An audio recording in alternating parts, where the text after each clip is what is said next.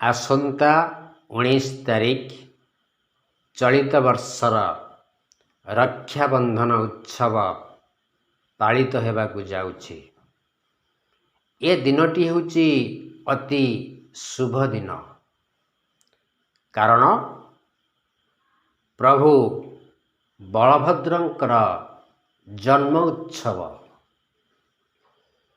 ଶ୍ରବଣ ନକ୍ଷତ୍ର, ମକର ରାଶି ଏବଂ ପୂର୍ଣ୍ଣିମା ଭୋଗ ହେଉଥିବା ସମୟରେ ପ୍ରଭୁ ବଳଭଦ୍ରଙ୍କର ଜନ୍ମ ଦିବସ ପାଳନ କରାଯାଏ। ସେହି ଅବସରରେ ସାରା ପୁରପଲ୍ଲୀରେ ରକ୍ଷାବନ୍ଧନ କାର୍ଯ୍ୟ କରାଯାଇଥାଏ। ଆମର ଅନେକ ଗୁଜବ ଉଠିବାକୁ ଯାଉଛି ଯେ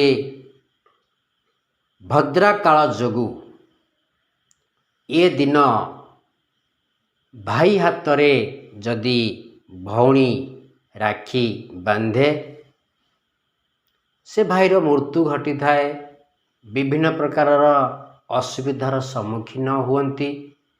ଏଇ ଯେଉଁ ପ୍ରକାରର ବିଭିନ୍ନ କଥା ବାହାରୁଛି, ଏହା ହେଉଛି ମିଥ୍ୟା ଏବଂ ଗୁଜବ। ତେଣୁ ଆପଣମାନଙ୍କୁ ମୋର ନିବେଦନ, ଆପଣମାନେ ଏଭଳି ମିଥ୍ୟା ଗୁଜବକୁ ଖଣ୍ଡନ କରନ୍ତୁ। ରାକ୍ଷୀ ବାନ୍ଧିବା ପାଇଁ ସେମିତି କିଛି ନିର୍ଦ୍ଦିଷ୍ଟ ସମୟ ସୀମା ମଧ୍ୟ ନାହିଁ ଏବଂ ଆପଣଙ୍କର ସେଦିନ ପୂର୍ଣ୍ଣିମା ଦିନ 9:30 ଠାରୁ ସୋମବାର ଦିନ ବିଲକୁଲ ଆସୁନାହିଁ।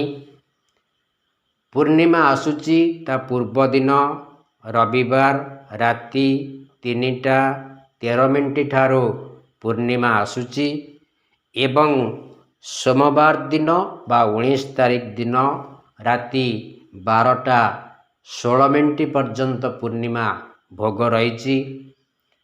ତେଣୁ ସେଦିନ ବଳଭଦ୍ରଙ୍କର ଜନ୍ମ ଉତ୍ସବ କରାଯିବ। ଭଉଣୀମାନେ ତାଙ୍କ ଭାଇଙ୍କ ହାତରେ ରାକ୍ଷୀ ଯେକୌଣସି ମୁହୂର୍ତ୍ତରେ ବାନ୍ଧି ପାରିବେ।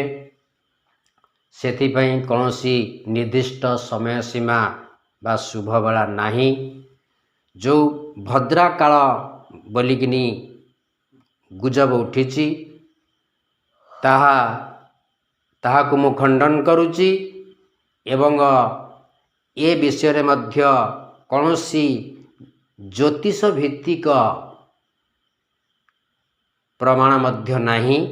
ତେଣୁ ଏ ଗୁଜବକୁ ଆପଣ ଭୁଲି ଯାଆନ୍ତୁ। ଆପଣମାନଙ୍କୁ, ଦର୍ଶକ ବନ୍ଧୁମାନଙ୍କୁ, ମୋର ଭାଇ ଏବଂ ମା ଭଉଣୀମାନଙ୍କୁ ଅନୁରୋଧ, ଆପଣମାନେ ସେଦିନ ଅତି ଶୁଭ ଦିନ ହୋଇଥିବାରୁ ଯେକୌଣସି ମୁହୂର୍ତ୍ତରେ ରାକ୍ଷୀ ବାନ୍ଧି ପାରିବେ।